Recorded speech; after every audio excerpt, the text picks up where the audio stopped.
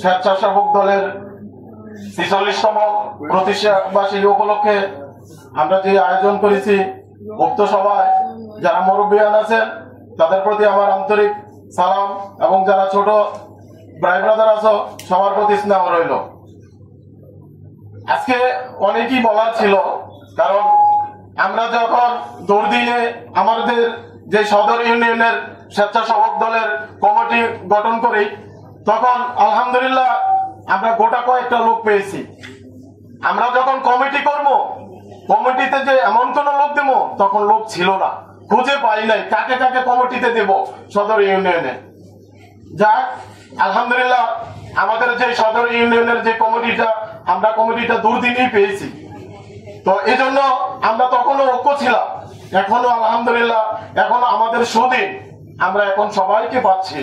আমরা আশা করি আমাদের যে স্বেচ্ছাসেবক দলের যে সদর ইউনিয়নের কমিটিটা স্বতঃস্ফূর্তভাবে আমরা জাতীয়তাবাদীর ঐক্য সবাই মিলে একসাথে যাতে কাজকর্ম করতে পারি।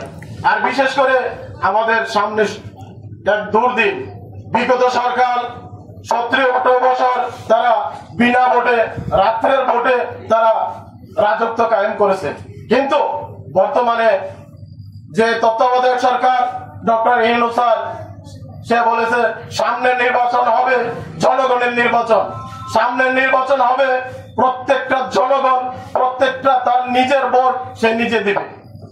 সে উপলক্ষে আমাদের কঠোর পরিশ্রম করতে হবে আমাদের দলের জন্য, আমরা যাতে মানুষের ভালোবাসা পেয়ে আমাদের ভোট সংগ্রহ করতে পারি।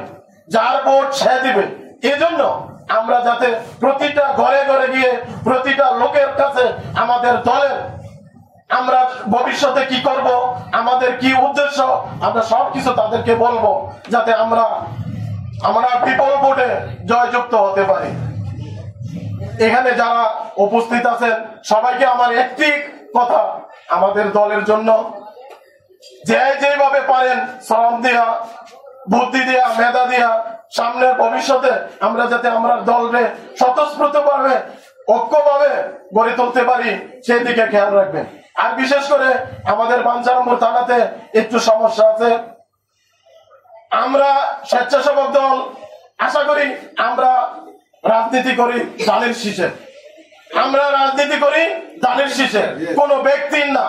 আমরা আশা করি বাঞ্ছারামপুরে যে দানের শীষের প্রতীক নিয়ে আসবে আমরা স্বেচ্ছাসেবক দল তার পিছনে কাজ করবো ইনশাআল্লাহ। আমরা কারো ব্যক্তির কোনো না, আমরা চাই যে এই দানের শীষের প্রতীক নিয়ে আসবে আমরা তার পিছনে আমরা শ্রম দেব ইনশাআল্লাহ।